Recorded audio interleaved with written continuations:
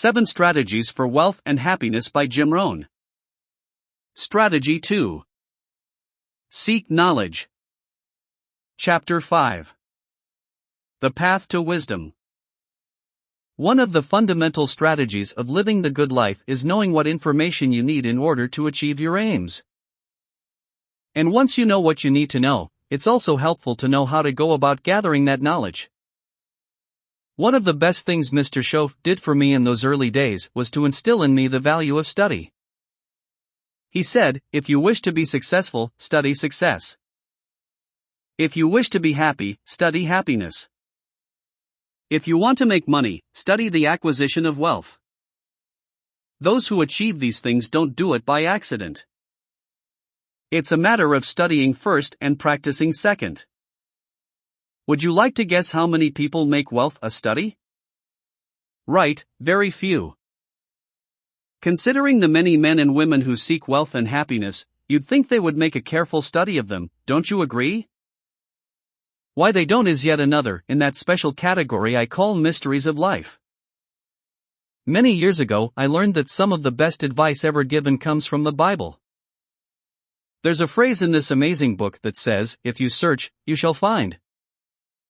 So that is the way to discover new knowledge that creates new ideas. Search. In order to find something, you must first search. Need a great idea to change your life? Rarely will it come out of nowhere. But if you make a diligent search for the knowledge you need, the right idea will come your way, often when you least expect it. Capturing the treasures of knowledge. Here is another fundamental word for you to ponder: capture. Great ideas pass by quickly and are easily forgotten, as can be true of those moments that make life worth living. That's why it's so important to learn to capture those things that really matter. First, learn to capture special moments. Use a camera. Take lots of pictures. Being able to capture an event in a fraction of a second is a 20th century phenomenon. And how easy it is to take phenomena for granted. Let me tell you about a recent experience. Over the past 3 years I've been invited to lecture annually in Taiwan. On my most recent trip to give a weekend seminar, there were about 1,000 people in attendance. Now, if there were 1,000 people in attendance, guess how many cameras were also in the room? Right, 1,000. Everyone brought a camera to capture the moments, the new friends, the new experiences. I ended up spending a big part of my time there posing for pictures. Have you ever looked at the pictures of a few generations ago? Unfortunately, there are relatively few still in circulation.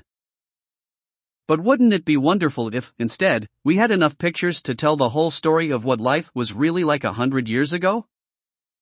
So don't be lackadaisical. Make sure you leave behind your whole story through a treasury of photographs and videos. Another way to capture knowledge is in your own personal library. I don't mean the books your interior designer bought because they match with the blue decor. I mean those books that are dog-eared and well-marked, the ones you chose to study and underline, books with notes written in the margins, books that help shape your philosophy of life values. That is truly a treasure worth capturing. Today, with our expanded concept of communication, I'd also include in this treasure all the cassette tapes and videotapes that are shaping our lives for the better. That, too, is a special legacy to our children. Finally, you'll want to capture all the knowledge you gain as you live your life. That's why I encourage you, as a serious student of wealth and happiness, to make use of a journal or diary as a gathering place for all the ideas that come your way. What will gradually emerge is an incredible treasure: business ideas, social ideas, cultural ideas, investment ideas, lifestyle ideas. Can you imagine the value in this? Certainly, this kind of treasure is a more valuable heirloom than your old clock. How to gain wisdom. There are 2 ways to gather wisdom. One way is to learn from your own life. The second is to study the lives of others. Personal reflection. Go over your life experiences. Learn the skill of reflection, which is the act of pondering life's events with the intent of learning from them. I call this process rerunning the tapes. The events of your life are some of the best sources of information. So don't merely go through your days, get from your days. Be aware of what's going on around you so that you'll drive the grooves in the record of the day deep into your consciousness. There is a time and a place for everything. There are times to act and times to reflect. Most of us don't take the time for serious reflection. With our busy schedules, we often neglect this crucial part of the formula for success.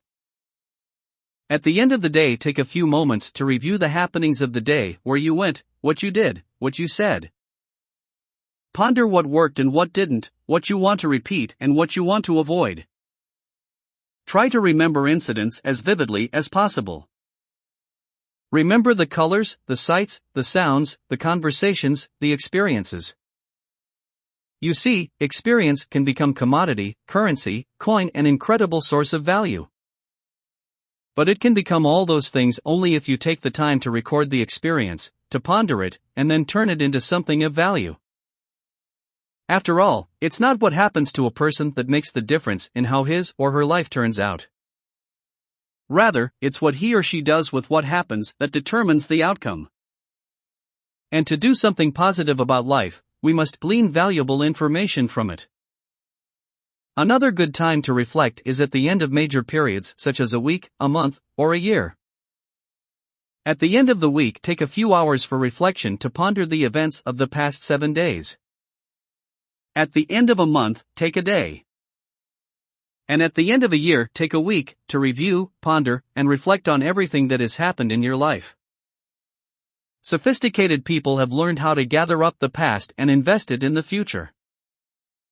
When my father turned 76, I said to him, "Dad, can you imagine what it's going to be like to gather up the last 75 years and invest them in your 76th?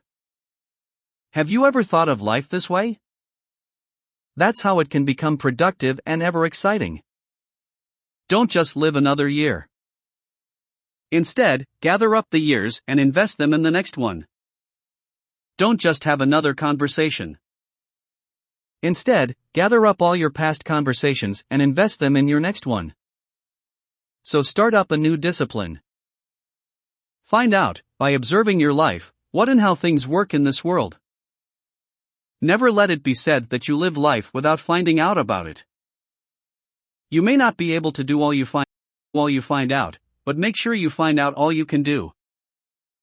You don't want to live your life only to find that, ultimately, you lived only 1/10 of it, that you let the other 9/10 go down the drain. In studying your life, be sure to study the negatives as well as the positives, your failures as well as your successes. Our so-called failures serve us well when they teach us valuable lessons. Often, they're better teachers than our successes. One of the ways we learn to do something right is by doing it wrong. Doing things wrong is a valuable course in life. Now, I would suggest that you not take this course for too long. If you've been doing something the wrong way for the past 10 years, I wouldn't recommend another 10. But if you can learn quickly, there is no better, more emotionally effective way to learn than from personal experience. When I met Mr. Schoaf, I'd been working for 6 years.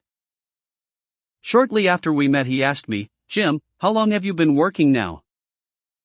I told him. "How are you doing?" He inquired further. "Not very well," I said, a bit annoyed at having to admit this. "Then I suggest you not do that anymore," he replied. 6 years is long enough to operate the wrong plan. Then he asked, "How much money have you saved in the past 6 years?" "None," I admitted sheepishly. Raising his eyebrows, he said, "Who sold you on that plan?" "What a fantastic question. Where did I get this disastrous plan?" Hey, everyone has bought someone's plan. The question is, whose? Whose plan have you bought? Now, I must tell you that those initial confrontations with your own past experiences will be painful. This is especially true if you've made as many mistakes as I have. But think of the payoff. Think of the progress you can make when you finally confront those errors. Learning from others. Another way you can gain knowledge is vicariously, through other people's experiences. And you can learn from other people's successes as well as from their failures. One of the reasons the Bible is such a good teacher is because it's a collection of human stories on both sides of the ledger. One list of stories is called examples. The message is, do what these people did. The other list of stories is called warnings. The message is, don't do what these fools did. What a wealth of information. But perhaps there is even another message. If your story ever gets into somebody's book, make sure it's used as an example, not as a warning. There are 3 ways one can go about learning from others. 1. Through published literature such as books and audio tapes or videotapes. 2. By listening to the wisdom and folly of others. 3. Through observations of winners and losers. Let's discuss each of these areas one by one. Books and tapes. All the successful people with whom I have had contact are good readers. They read. It's their curiosity that drives them to read. They simply have to know. They constantly seek new ways to become better. Here is a good phrase to remember: all leaders are readers. There used to be a time when publishing always referred to printed matter, such as books. But today we can learn through the miracle of electronic publishing as well. I'm referring to audio tapes and videotapes, both of which are excellent ways to acquire knowledge. Many of the busiest people I know use audio cassettes to learn during unproductive times. For example, they often listen to tapes while driving in their cars. Listening to cassettes is an easy way to pick up innovative ideas and new skills. Did you know there are thousands of books and tapes on how to be stronger, more decisive, a better speaker, a more effective leader, a better lover, develop influence, find a mate, become more sophisticated, start a business, and thousands of other useful topics? And yet many people do not use this wealth of knowledge. How do you explain that? Did you further know that thousands of successful people have committed their inspiring stories to paper? And yet people don't want to read. How would you explain that? Our guy is busy, I guess. He says, well, yeah.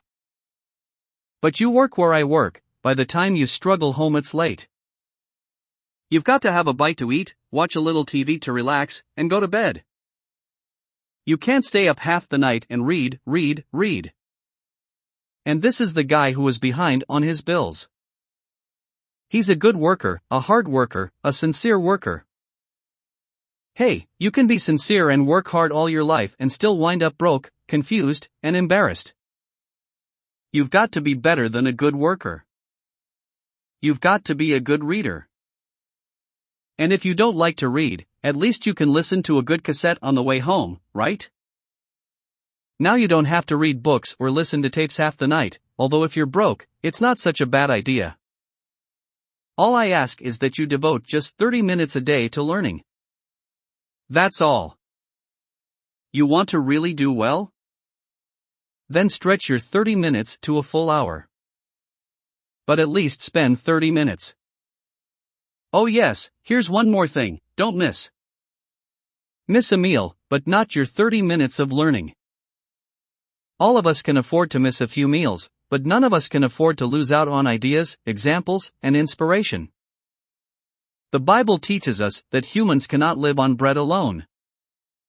It tells us that next to food, our minds and souls must be nourished by words. Unfortunately, most people suffer from mental malnutrition. Recently I told my staff, some people read so little that they have rickets of the mind. Not only should you feed your mind, you should make sure you have a well-balanced mental diet. Don't just feed your mind the easy stuff.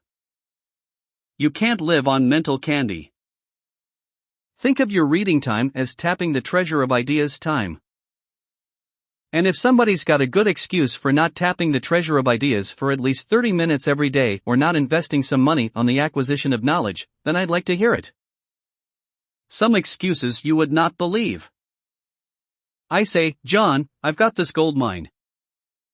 I've got so much gold I don't know what to do with it at all. Come on over and dig.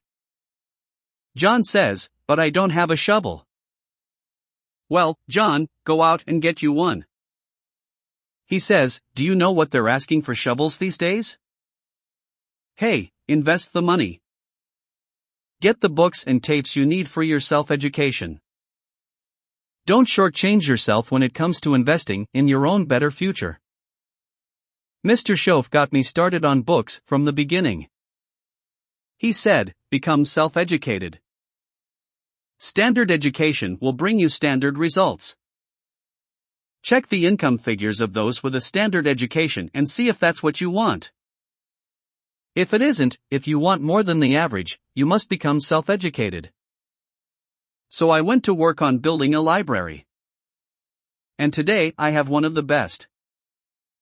Mr. Schoaf recommended a couple of books to get me started. One was the Bible, which I already had. It consists of 66 books and my parents saw to it that I was well acquainted with them, so I figured I had a pretty good start.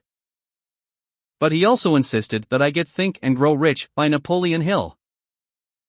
If you haven't yet read it, I suggest you run right out and get a copy. I must have read this great book several dozen times. I needed to. Mr. Schoaf said, repetition is the mother of skill. And the way my bank account was, I needed lots of skill. As I look back, the information in the book has been worth tens of thousands of dollars to me. And yet I bought it for pennies. This taught me a powerful lesson: there can be a great deal of difference between cost and value. Before I met Mr. Schoaf, I used to ask, how much does it cost? But he taught me to ask, what is it worth? When I started to base my life on value instead of price, all kinds of things began to happen. Remember, you are what you read. One of the first things I do when I visit someone is to look through his or her library. I find out more by looking through someone's book and tape collection than I do through idle conversation. Mostly, a library, or lack of one, tells me what a person is thinking or if he or she is thinking at all. The choice of books and tapes reveals a person's predominant thoughts, desires, and values. What does your library say about you? You see, reading books is not some leisure time luxury, it's a necessity for those who want to grow. So don't be like some of my friends who thought that graduating from high school or college gave them license to never read a book again. Start reading. And especially read the kinds of books that will help you to unleash your inner potential. Are you now thinking about all the books you should read? Then here's some good news: you don't have to read all these books at once. Try reading 2 books a week. And if that seems like a lot, choose 2 thin books to start with. Do this for 10 years and you'll end up reading over 1,000 books. Do you think that acquiring the knowledge inside 1,000 books will influence the many dimensions of your life? Of course it will. Now it's also true that if you haven't been reading 2 books a week for the last 10 years, you are 1,000 books behind those who have. Are you beginning to understand the incredible disadvantage you'll have in 10 years if you stride into the marketplace 2,000 books behind? Why, for some of the more sophisticated confrontations you will serve as cannon fodder. They will chew you up and spit you out. But that's not all. You'll also miss out on some terrific opportunities because of lack of knowledge. And your philosophy will be too shallow to sustain you through life's hardships. Missing skills, missing knowledge, missing insight, missing values, missing lifestyle are all a result of not reading books. Remember, the book unread is the one that can't help you. You can't read too many books, but you can read too few. Listening. Listening is a wonderful way to learn. Let me propose to you an outrageous idea: choose a really successful person and take him or her out to dinner. A poor person, and we're all poor compared to someone, no matter how well we're doing, should invest in feeding a rich person. And then do what? That's right, listen. Go ahead, try it. Spend $50, $60, $80, even $100. Go for the full 9 courses. Start with the hors d'oeuvres, and ask questions. Eat the salad, it will take about 15 minutes, and keep the conversation going. The biggest steak in town will take 45 minutes to demolish, keep asking questions. Order dessert. See how long you can stretch the meal. Try for at least 2 hours. If you get someone like this to talk with you for 2 hours, you can learn enough strategies and attitudes to multiply your income and change your life. But of course you're right. Poor people don't take rich people out to dinner. That's probably why they're poor. The guy says, if he's rich, let him buy his own darn dinner. I'm not coming up with any money. And besides, if you work where I work, by the time you struggle home, it's late. You've got to have a bite to eat, watch a little TV to relax, and get to bed. You can't spend all that time trying to find a rich man to feed. And this man is behind on his payments. Behind. He's a good worker, a hard worker, a sincere worker. But you can work hard and be sincere all your life and still wind up broke and unhappy. You've got to be better than a good worker. You've got to be a good listener. Observing. The third way to learn from others is to observe. Watch what successful people do. Why? Because success leaves clues. Watch how the successful man shakes the hand of someone else. Watch how the successful woman asks questions. People who do well own the habits of success. They create patterns of winning behavior just as the straggler creates patterns of losing behavior. You want to be promoted? Observe your superiors. Want to make as much money as your uncle? Observe how he manages his money and his lifestyle. One of the reasons it's a good idea to attend seminars given by successful people is because you can observe them. No book or cassette, no matter how good, can convey the silent power of nonverbal communication. This is why videocassettes are becoming wonderful tools for total communication. So become a good observer. Don't miss any clue that can help you change your life for the better. Investing in the future. The search for knowledge is one of the strategies for wealth and happiness.